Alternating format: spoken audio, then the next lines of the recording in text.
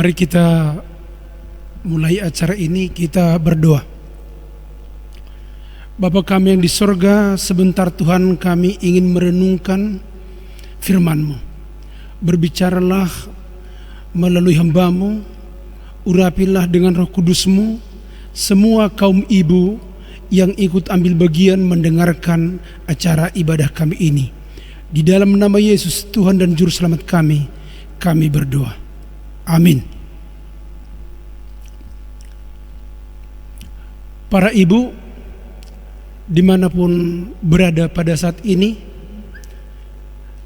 bahan renungan bagi kita adalah diambil dari kitab Rut pasal pertama ayat 16 sampai dengan ayat 22. Sekali lagi, diambil dari kitab Rut pasal yang pertama ayat 16 hingga ayat yang ke-22. Baik, saya akan bacakan di sini. Para ibu sekalian menyimak dan mengikutinya. Saya bacakan. Mulai dari ayat yang ke-16. Tetapi kata Rut, janganlah desak aku meninggalkan engkau dan pulang dengan tidak mengikuti engkau. Sebab kemana engkau pergi, ke situ juga aku pergi, dan di mana engkau bermalam, di situ jugalah aku bermalam. Bangsamulah bangsaku, dan Allahmulah Allahku. Di mana engkau mati, aku pun mati di sana, dan di sanalah aku dikuburkan. Beginilah kiranya Tuhan menghukum aku, bahkan lebih lagi daripada itu, jikalau sesuatu apapun memisahkan aku dari engkau selain daripada maut. Ketika Naomi melihat bahwa Rut berkeras untuk ikut bersama-sama dengan dia, berhentilah ia berkata-kata kepadanya. Dan berjalanlah keduanya sampai mereka tiba di Betlehem. Ketika mereka masuk ke Betlehem, gemparlah seluruh kota itu karena mereka, dan perempuan-perempuan berkata, Naomikah itu? Tetapi ia berkata kepada mereka, janganlah sebutkan aku Naomi, sebutkanlah aku Mara. Sebab yang Maha Kuasa telah melakukan banyak yang pahit kepadaku. Dengan tangan yang penuh aku pergi, tetapi dengan tangan yang kosong Tuhan memulangkan aku. Mengapakah kamu menyebut aku Naomi? Karena Tuhan telah naik saksi menentang aku, dan Yang Maha Kuasa telah mendatangkan malapetaka kepadaku. Demikianlah Naomi pulang bersama-sama dengan Rut, perempuan Moab itu, menantunya, yang turut pulang dari daerah Moab, dan sampailah mereka ke Betlehem pada permulaan musim menuai jelai. Demikian nats pembuka ibadah kita pada saat ini. Para ibu yang dikasihi oleh Tuhan Yesus, pada saat ini kita diingatkan kembali, kita disegarkan kembali dari firman Tuhan melalui kitab Rut ini. Sebenarnya kitab Rut ini tadi kita baca mulai dari 16 sampai 22. Tetapi saya sedikit jelaskan sehingga kita paham bagaimana latar belakang daripada kisah Rut ini. Para ibu yang dikasihi oleh Tuhan Yesus, pada saat itu di tanah Israel, yaitu tepatnya di Bethlehem, Yerusalem, ada sebuah keluarga yang nama bapak itu adalah Elimelek, istrinya namanya Naomi, dengan 2 orang anaknya pergi meninggalkan Bethlehem menuju ke sebuah daerah di luar Israel yang namanya itu adalah daerah Moab. Mereka meninggalkan kota kelahiran mereka di Bethlehem karena pada saat itu kota Bethlehem mengalami bala kelaparan. Setelah mereka berangkat ke Moab, di Moab mereka mencoba mengadu nasib. Maka setelah beberapa saat mereka tiba di sana, ternyata sang ayah atau Elimelek itu meninggal. Sehingga tinggallah Ibu Naomi dengan 2 orang anaknya yang namanya adalah Mahlon dan Kilion. Dan setelah beberapa lama kemudian kedua anak ini menikah dengan gadis Moab. Anak yang pertama menikah dengan seorang perempuan yang namanya Orpa, dan anak yang kedua menikah dengan seorang gadis yang namanya Ruth. Tetapi kadang begitulah barangkali perjalanan hidup daripada manusia. Kita tidak tahu bagaimana hari esok kita. Ternyata setelah 10 tahun mereka berkeluarga, kedua anaknya ini belum memiliki keturunan. Ternyata kedua anaknya ini meninggal, sehingga tinggallah Naomi sebagai mertua dan 2 menantu namanya Orpa dan Ruth. Karena situasi sudah mereka sama-sama janda tiga-tiganya, maka Naomi berpikir tidak mungkin lagi mereka hidup bersama. Baiklah Naomi balik ke kampung halamannya di Bethlehem di Israel, dan mereka menantu yang 2 ini dianjurkan oleh Naomi supaya kembali kepada orang tua masing-masing untuk memulai hidup baru lagi. Tetapi ternyata dari 2 menantu ini pilihan mereka berbeda. Orpa dengan sangat sedih dan menangis merangkul Naomi, pergi, akhirnya pamit dan pergi menemui orang tuanya. Tetapi Ruth beda. Ruth ini bersikeras, tetap kekeh untuk bersama dengan mertuanya.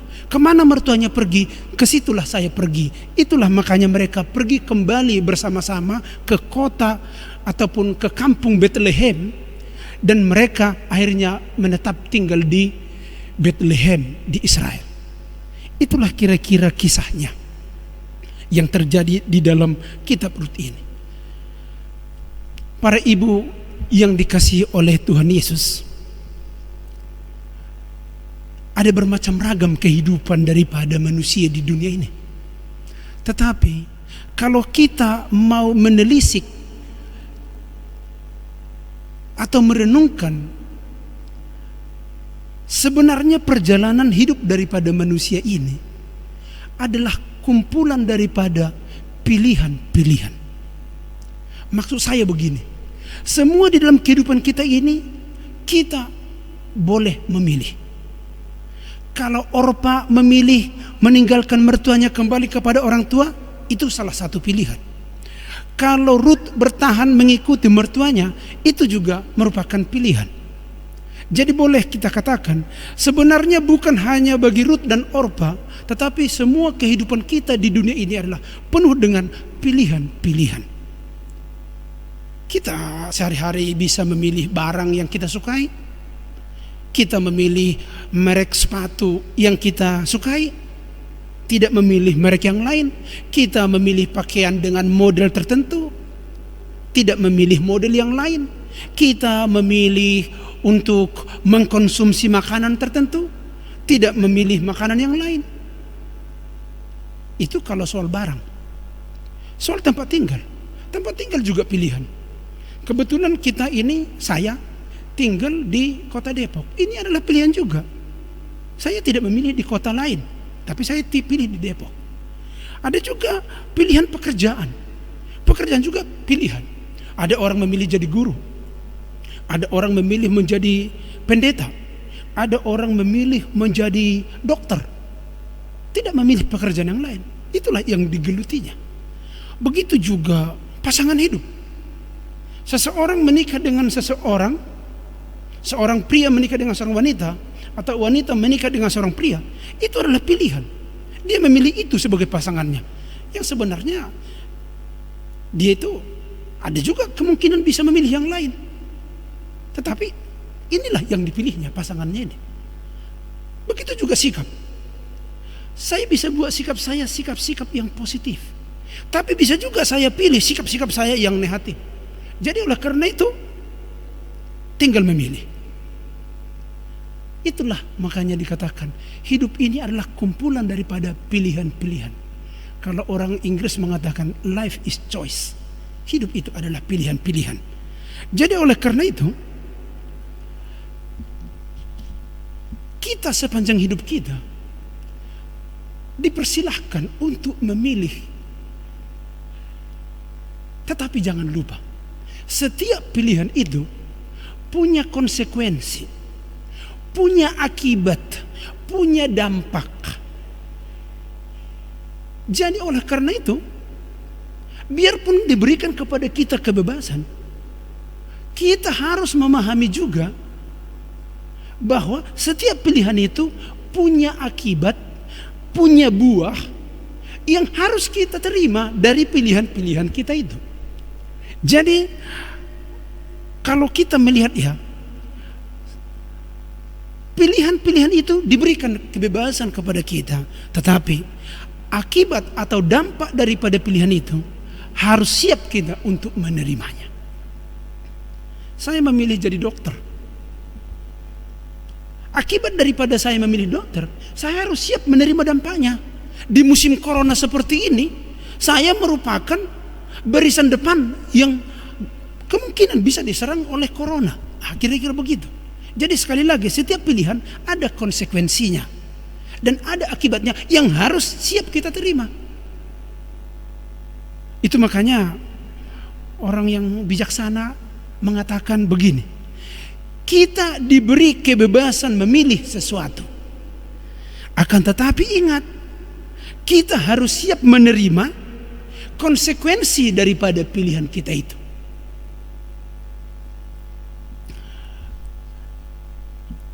Para ibu yang dikasihi oleh Tuhan Yesus, kalau kita memilih untuk menanam mangga, maka konsekuensinya nanti kita memanen buah mangga. Jangan pernah berharap kita menanam mangga, tetapi kita nanti konsekuensinya maunya memanen durian. Itu tidak mungkin. Kalau kita memilih karakter kita sombong, tetapi kita berharap maunya banyak orang yang senang, banyak orang yang memuji kita, tidak mungkin.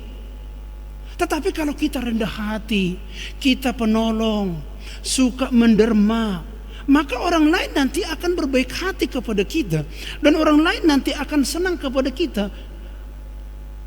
Itulah sebagai buahnya.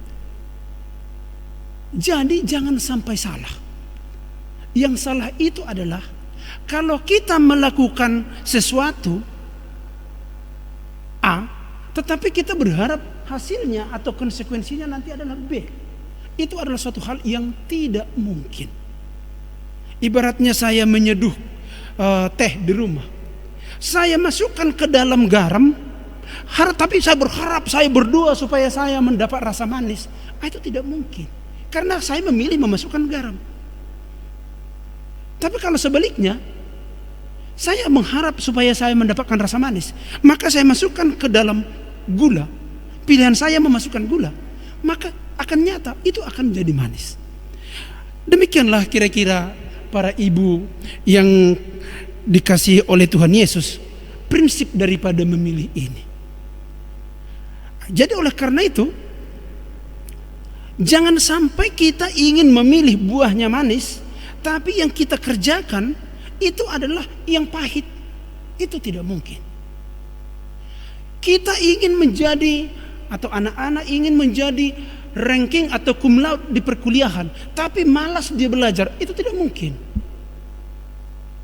Ada orang ingin dia itu pendapatannya tinggi, atau dia pengen menjadi orang kaya, tetapi bekerjanya malas. Itu tidak mungkin. Kita barangkali tahu semua ya, di dalam Amsal 10 ayat 4 dikatakan begini dia, tangan yang lamban membuat miskin, tetapi tangan yang rajin menjadikan kaya. Jadi kalau ada orang malas, bekerjanya malas, belajarnya malas, berbuat baik malas, menanam malas, kalau dia berharap menjadi kaya, kayaknya itu adalah harapan-harapan yang salah. Para ibu yang dikasihi Tuhan Yesus, itulah yang menjadi prinsip di dalam hal memilih ini. Demikian juga tadi yang dialami oleh Orpa dengan Ruth, menantu yang sudah sama-sama janda ini. Apa pilihan mereka? Waktu diperhadapkan dua pilihan, mau ikut mertua atau dia itu kembali kepada orang tuanya. Masalahnya sama-sama janda. Masalahnya juga sama-sama ditawarkan oleh orang mertuanya ini supaya mereka kembali tidak. Tapi pilihan mereka, dua dari mereka itu pilihannya bertolak belakang. Satu dengan sedih, akhirnya memeluk mertua kembali kepada orang tuanya. Tapi Ruth beda. Dia tidak mau dipisahkan daripada si mertuanya ini. Saya mau ikut mertuanya. Wah, saya ikut mau ibu, katanya kepada mertuanya. Jadi kalau kita lihat di sini, memang di dalam nats kita ini tidak diceritakan apa alasan daripada Ruth untuk ikut kepada mertuanya. Padahal mereka sama-sama janda. Tetapi yang jelas alasannya tidak dikasih tahu, tapi komitmen daripada Ruth jelas-jelas disampaikan. Apa komitmennya? Ruth katanya ingin setia kepada mertuanya. Di mana engkau dikubur, di situ aku dikubur. Bangsamu jadi bangsaku, Tuhanmu menjadi Tuhanku. Ini yang luar biasa, para ibu sekalian. Ini luar biasa sekali. Padahal Ruth belum pernah ke Bethlehem, belum pernah ke Israel, tapi dia sudah membuat komitmen, membuat satu tekad. Bangsamu jadi bangsaku, Allahmu menjadi Allahku, aku mau ikut kamu. Begitu kepada mertuanya. Memang ini adalah suatu hal yang sangat luar biasa, para ibu semua. Saya tidak tahu apakah ada di antara ibu di sini seperti komitmen daripada si Ruth ini. Komitmen akan setia kepada mertuanya, akan selalu menghargai, menyayangi dan mencintai mertuanya. Begitu juga para ibu yang sudah menjadi mertua. Apakah Anda berkomitmen akan selalu menyayangi menantumu, menghargai dan mencintai seperti mencintai anakmu sendiri? Hal yang sangat mendasar di sini adalah sebenarnya antara Ruth dengan Naomi sudah nggak ada ikatan apa-apa lagi. Tapi komitmen, kesetiaan, kasih sayangnya itu begitu kuat. Sehingga dia mengatakan, kemana kamu pergi, ke situ aku pergi. Allahmu menjadi Allahku. Ini yang satu hal yang menjadi luar biasa. Sehingga Tuhan juga mendengar itu. Dan akhirnya Tuhan memberikan berkat-berkat yang berkelimpahan kepada Ruth. Para ibu yang dikasihi Tuhan, Tuhan itu rupanya kalau ada orang yang setia kepadanya, Tuhan itu tidak pernah mengecewakannya. Bahkan apa saja yang tidak terpikir oleh Ruth itu dilengkapi oleh Tuhan bagi Ruth. Memang benar apa yang dikatakan di dalam kitab Alkitab kita ini, yaitu yang tertulis dalam 1 Korintus 2 ayat 9. Apa katanya di sana? Apa yang tidak pernah dilihat oleh mata dan tidak pernah didengar oleh telinga dan yang tidak pernah timbul dalam hati manusia, semuanya disediakan Allah untuk mereka yang mengasihi Dia. Jadi oleh karena itu para ibu sekalian, tolong diingat ayat ini. Kenapa? Kita memang tidak tahu bagaimana hari esok, detailnya, persisnya bagaimana. Tetapi jangan lupa, yang setia kepada Tuhan, Tuhan sudah memperlengkapi, sudah mempersiapkan apa yang kita butuhkan. Biarpun itu sama sekali belum pernah terpikir oleh kita ini. Belum pernah kita rencanakan, belum pernah kita bayangkan. Tapi Tuhan akan menyiapkannya bagi yang setia mengasihi Tuhan kita. Sebenarnya pada saat ini para ibu ini satu persatu sebenarnya harus diberikan kesempatan dan harus mau bersaksi. Bagaimana perenungan hidup kita selama ini? Apakah yang ada kita miliki sekarang ini itu semua adalah hasil daripada perencanaan kita, yang hasil olahan pikiran kita? Saya percaya tidak. Ada banyak hal yang tidak kita pikirkan, ada banyak hal yang tidak kita persiapkan, tapi diperlengkapi Tuhan bagi kita. Saya tidak tahu bagaimana kesaksian hidup para ibu sekalian, tapi saya yakin betul kalau seandainya kita mau jujur di hadapan Tuhan, kita banyak memperoleh, disediakan oleh Tuhan akan hal-hal yang tidak pernah kita pikirkan. Ya, sekali lagi 1 Korintus 2 ayat 9 ini mengatakan, apa yang tidak pernah dilihat oleh mata dan tidak pernah didengarkan oleh telinga dan yang tidak pernah timbul dalam hati manusia, semuanya disediakan Allah untuk mereka yang mengasihi Dia. Oleh karena itu sebenarnya prinsipnya sama seperti prinsip daripada Rut ini adalah setia kepada mertua dan Tuhannya. Tuhan akan menyediakan. Kalau kita baca kisah Rut ini selanjutnya nanti akan luar biasa berkat-berkat yang diterima, posisi yang diterimanya nanti setelah berada di Israel. Padahal dia ini sejujurnya tidaklah keturunan orang Israel. Ini sama sekali bukan umat pilihan, tetapi dipakai oleh Tuhan karena dia mau mengikuti Tuhan yang kita sembah. Jadi oleh karena itu sekali lagi kepada kita semua, intinya adalah karena hidup ini adalah memilih.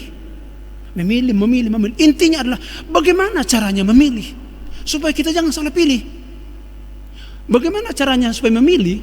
Maka para ibu yang dikasih oleh Tuhan, cara memilih adalah begini. Pertama adalah tetapkan dulu apa yang kita inginkan, atau kita tetapkan dulu apa yang kita harapkan.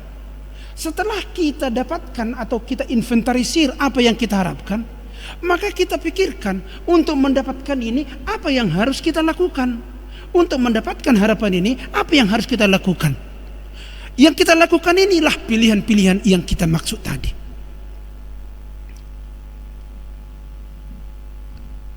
Kalau saya pengen jadi guru, maka saya harus kuliah di IKIP, ilmu pendidikan. Kalau saya pengen jadi dokter, maka saya akan cari pilihan fakultas kedokteran. Kalau saya ingin menjadi pedagang, maka saya pilih adalah jalur membuka usaha. Itulah makanya bagaimana inti memilih adalah lihat dulu kemana tujuan yang mau kita capai. Kalau kita sudah mendapatkan tujuan itu, maka pilihlah jalan menuju kepada tujuan itu. Tentunya para ibu sekalian, harapan-harapan kita adalah harapan-harapan yang indah, harapan-harapan yang baik. Oleh karena itu, kerjakanlah jalan menuju yang baik, jalan menuju yang indah. Bagaimana caranya? Caranya adalah lakukanlah yang bagus sehingga yang kamu dapat bagus. Lakukanlah yang rendah hati, maka kita juga akan diberkati, dikasihani oleh orang lain. Jadi kalau untuk menjalin hubungan dengan orang lain, firman Tuhan yang tertulis di dalam Matius 7 ayat 12 itulah menjadi dasar kita. Apa itu dikatakan di sana? Segala sesuatu yang kamu hendaki supaya orang perbuat kepadamu, perbuatlah demikian juga kepada mereka. Dan itulah isi seluruh hukum Taurat dan kitab para nabi. Jadi tidak susah. Pilihlah sikap, karakter yang ingin dilakukan orang kepadamu. Kalau pengen dipuji, puji orang. Kalau ingin disenyumin orang, senyumin orang. Kalau ingin disapa orang, sapa orang. Kalau ingin ditolong orang, tolong orang. Itulah kira-kira caranya untuk dapat memilih. Jadi oleh karena itu para ibu yang dikasihi oleh Tuhan Yesus, pada saat ini diingatkan kepada kita, hidup ini adalah pilihan-pilihan, tetapi pilihan-pilihan itu semuanya membawa konsekuensi atau dampak masing-masing yang tidak bisa kita tolak. Jadi oleh karena itu pilihlah yang bagus, pilihlah yang baik, sehingga nanti bisa mendatangkan yang baik juga yang kita peroleh, yang kita dapatkan. Maka oleh karena itu, supaya kita sebagai ibu di dalam rumah tangga itu benar-benar nyaman dan sesuai dengan firman Tuhan, maka lakukanlah sebagaimana yang diperintahkan oleh Tuhan. Perbuatlah kepada orang lain sebagaimana yang ingin kamu diperbuat oleh orang lain, supaya semuanya menjadi benar dan mendatangkan sukacita di dalam Tuhan. Demikian renungan bagi kita, para ibu dimanapun ada berada. Kiranya kasih Tuhan menyertai kita semua. Amin. Kita berdoa. Terima kasih Tuhan, Engkau telah menyertai kami melalui firman-Mu, dari kisah hidup daripada seorang Rut yang begitu setia kepada mertua dan setia kepada Tuhannya. Kiranya melalui firman-Mu ini hati kami diterangi, dituntun, sehingga kami bisa memilih pilihan hidup seperti yang dipilih oleh Rut ini Tuhan. Kami tidak tahu apa yang akan terjadi hari esok, tetapi kami percaya bersama Engkau Bapa semuanya menjadi indah. Semuanya telah Engkau sediakan bagi kami yang terbaik bagi kami menurut kehendak-Mu. Terima kasih Bapa di surga atas firman-Mu yang telah ditebarkan kepada semua kaum ibu yang mengikuti ibadah ini. Di dalam nama Yesus kami mengucapkan puji syukur kepada-Mu. Haleluya. Amin.